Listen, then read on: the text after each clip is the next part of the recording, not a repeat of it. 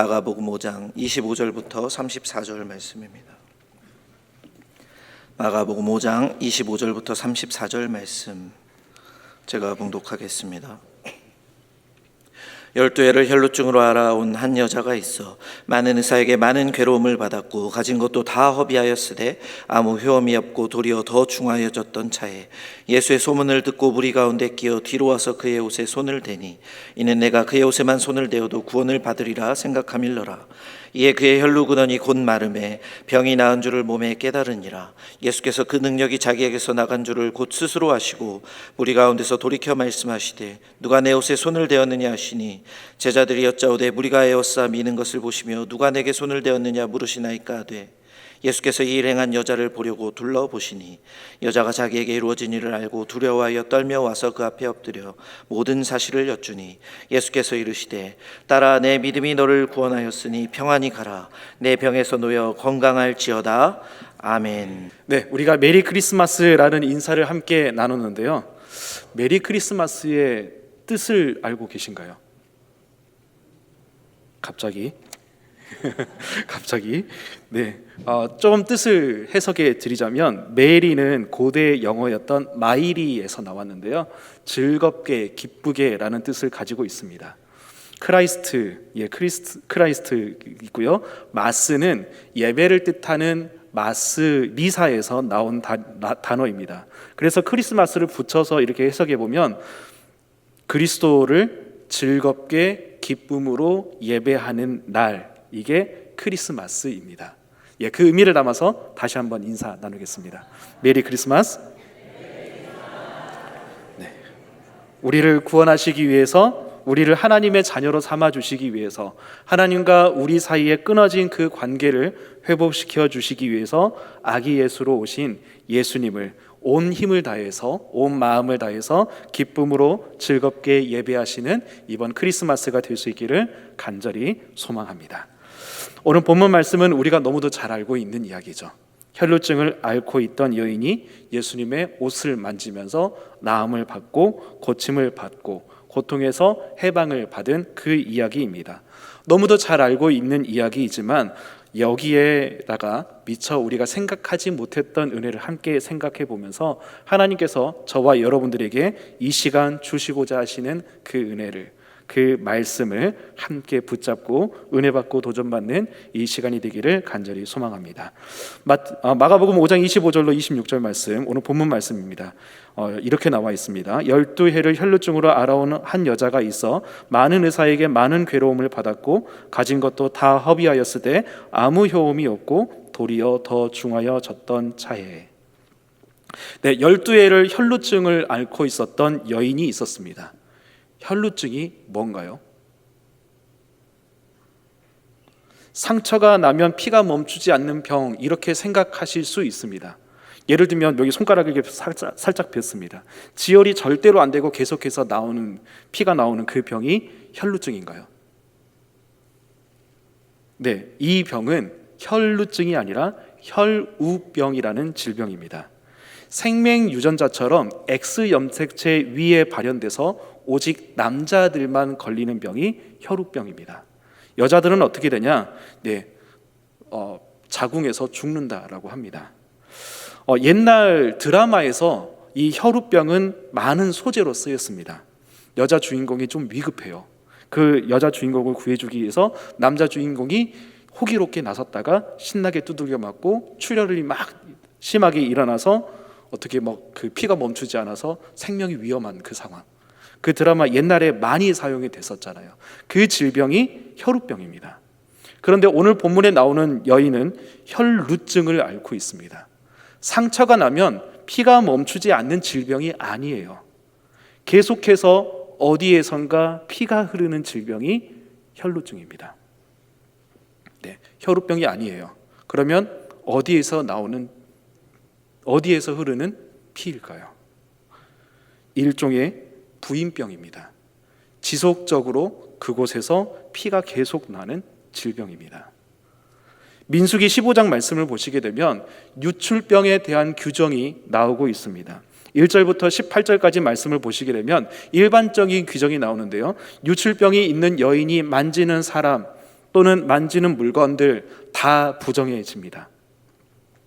그리고 정기적인 출혈, 정상적인 출혈, 매달 있는 출혈, 이것도 역시 부정하다고 19절부터 24절까지 말씀에서 이야기합니다.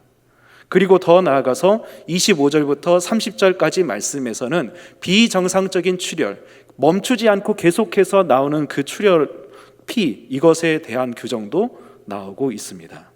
그리고 결론이 31절부터 33절까지 말씀에서 나오고 있죠. 이 유출병 규례를 따져보면 정기적으로 정상적으로 흐르는 그 피도 부정하다라고 합니다. 하물며 비정상적으로 계속해서 피를 흘리고 있는 이 여인은 어떻게 될까요? 신정 일치 사회였던 이스라엘에서 이 여인은 감히 살아갈 수 없는 존재입니다. 접촉하는 모든 것은 다 부정해지고요, 접촉하는 모든 사람들은 다 부정해집니다. 이 여인은 사회에서 골칫거리였을 것이고요, 가정에서도 골칫거리였기 때문에 버림을 받았을 상황입니다. 26절 말씀을 보시면 이렇게 나옵니다. 많은 의사에게 많은 괴로움을 받았고 가진 것도 다 허비하였으되 아무 효험이 없고 도리어 더 중하여졌던 차에. 이 말씀을 보시게 되면 미완료 과거 시제, 죄송합니다, 이 미완료 과거 시제라는 것이 무엇이냐면 과거에 있었던 일이 지금도 완료가 되지 않고 계속해서 진행되는 상태를 미완료 과거 시제다라고 이야기를 합니다. 26절 말씀에서 4개가 미완료 과거로 사용이 되는데요, 괴로움을 받았고 다 허비하였고 아무 효험도 없고 더 중하여졌던 차에. 이 여인은 12년 동안 나아지는 상황이 아무것도 없어요. 계속해서 상황은 나빠지고 있습니다. 계속해서 피는 흘리고 있습니다. 은밀한 부위잖아요. 의사에게 진찰을 받을 때마다 보여주었을 것입니다. 그 수치심은 어느 정도일까요? 육체적인 질병 때문에 모든 사람과의 관계가 다 끊어졌습니다. 그 여인도 아픕니다. 더 심각한 것은 무엇이냐면 부정하기 때문에 이 여인은 성막으로 나아갈 수가 없습니다. 쉽게 말씀드리자면 내가 지금 너무 아픈데, 너무 괴로운데 어디에도 하소연할 수도 없는데 교회에도 못 나오는 거예요. 하나님과의 단절입니다. 낫지 못한 슬픔, 아픔, 외로움, 괴로움이 이 여인에게 있었을 것이고요, 상실과 버림받음으로 12년 동안 이 여인은 계속해서 울고만 있었을 것입니다.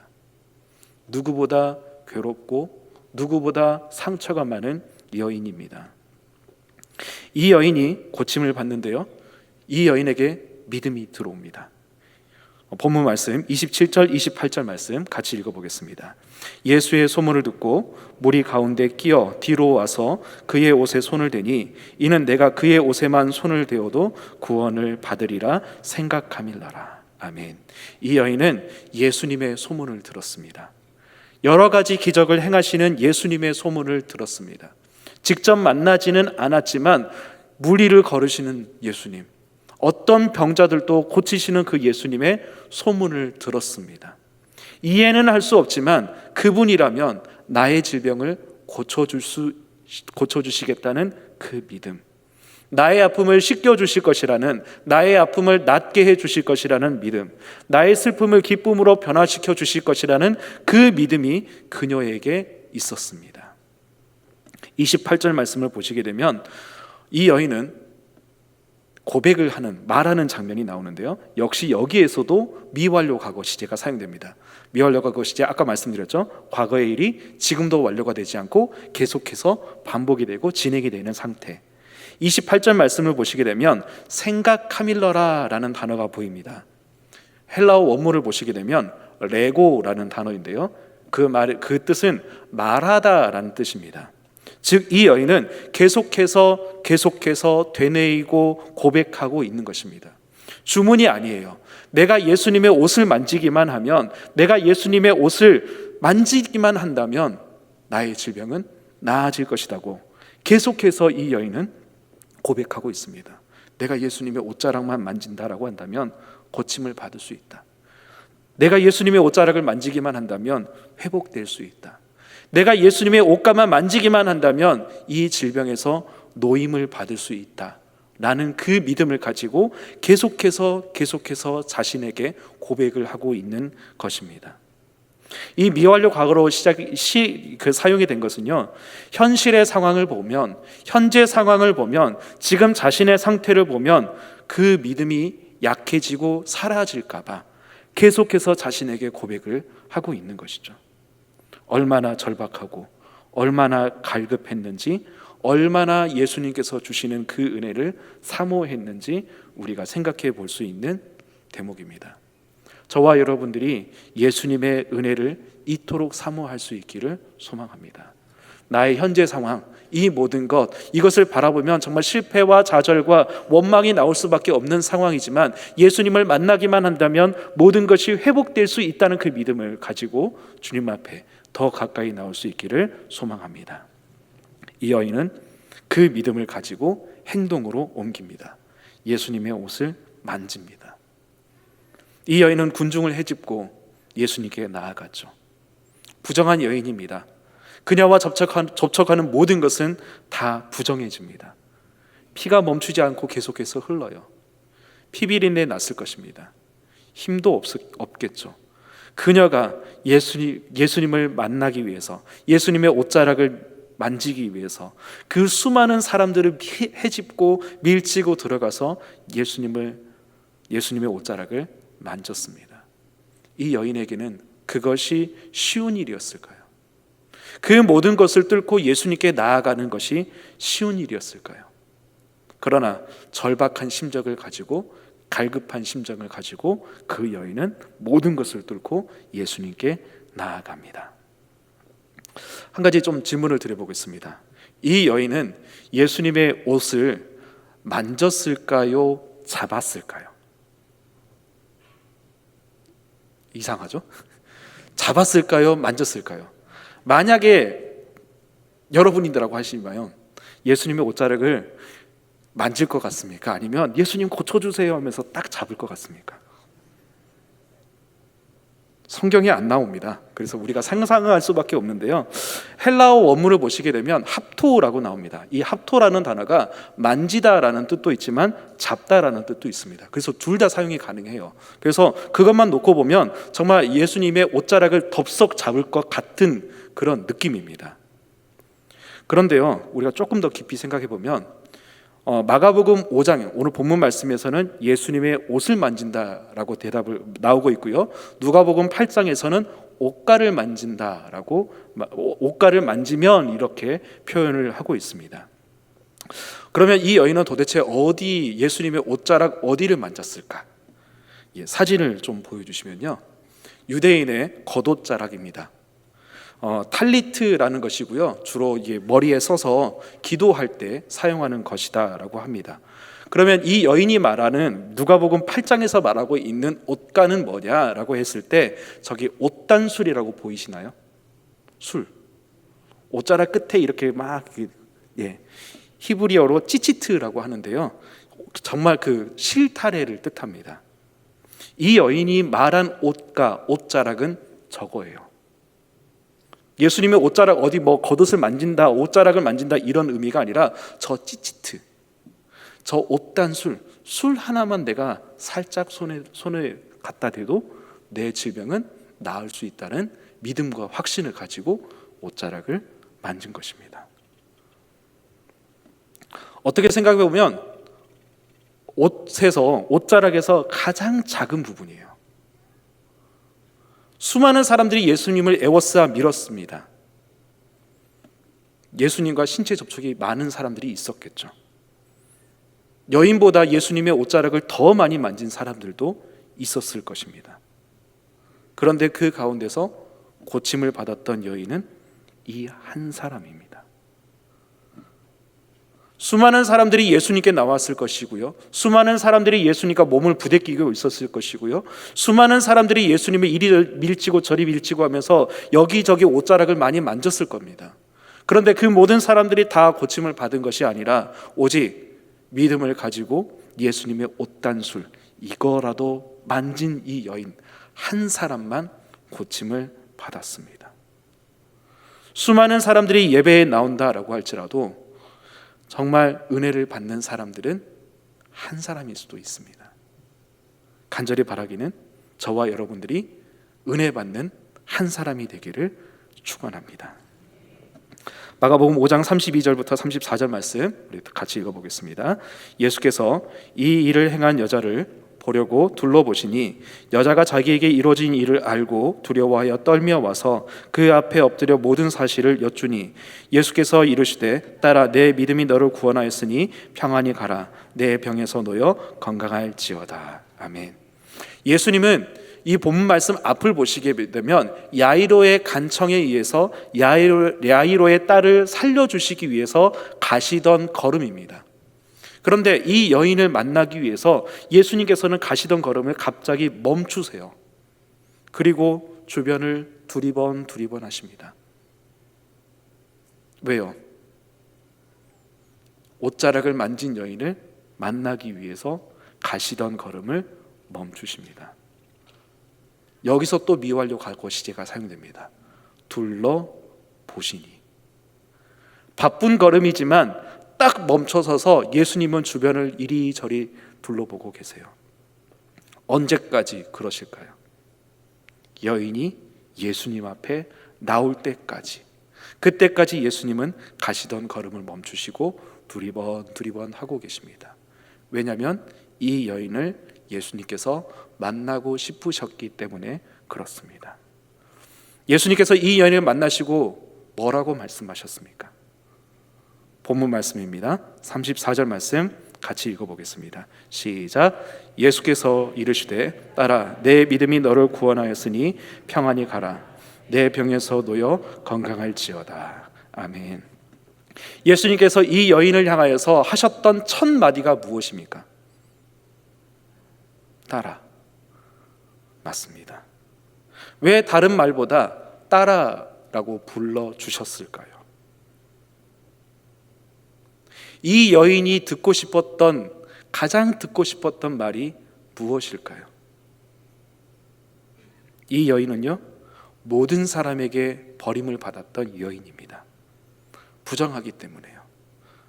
만지기만 하면, 그녀와 접촉되면 모든 사람들, 모든 물건이 다 부정해지기 때문에 모든 사람들에게 버림을 받았습니다. 심지어는요, 하나님께도요. 예수님께서 이 여인을 만나주시면서 처음으로 하셨던 말씀이 딸아입니다. 예수님께서 나이가 많으시겠습니까? 이 여인이 나이가 많겠습니까? 당연히 여인이 나이가 더 많았겠죠. 그런데 예수님께서 이 여인을 향하여서 딸아라고 불러주십니다. 그 말의 뜻은 창조주 하나님으로서 예수님께서 이 여인을 딸아라고 불러주십니다. 모든 관계가 다 깨어진 여인이지만 예수님, 하나님이신 예수님께서 이 여인과 관계를 설정하고 계신 거죠. 버림을 받았던 이 여인과 예수님께서 관계를 맺어주시는 거죠. 더 이상 버림받은 여인이 아니라 너는 하나님의 딸이다 라고 하면서 예수님께서 이 여인과 관계를 회복하시는 장면입니다. 이 여인은요, 12년 동안 고립되고 눈물 흘리며 아파했던 여인이에요. 육체적인 질병이 고침을 받았습니다. 거기서 그냥 빠이빠이 하고 그냥 갔다라고 한다면 어떻게 됐을까요? 그냥 육체적인 질병만 해결된 거예요. 하나님과의 관계는요, 사람들과의 관계는요, 하나님께서는, 예수님께서는 이 여인을 굳이 부르셔서 딸아라고 불러주시며 하나님과의 관계가 회복됐음을 선포하고 계십니다. 예수님은 이 여인을 만나시려고 바쁜 걸음을 멈추셨습니다. 예수님은요, 수많은 사람이 아닌 한 영혼을 사랑하셨습니다. 예수님은 수많은 사람이 아닌 한 사람을 만나 주셨습니다. 그 예수님을 만나는 저와 여러분들이 되기를 소망합니다. 이제 크리스마스가 며칠 앞으로 다가왔습니다. 우리는 왜 크리스마스를 기뻐합니까? 아이들의 재롱잔치가 있기 때문인가요? 선물을 받기 때문인가요? 교회에 큰 잔치가 있기 때문인가요?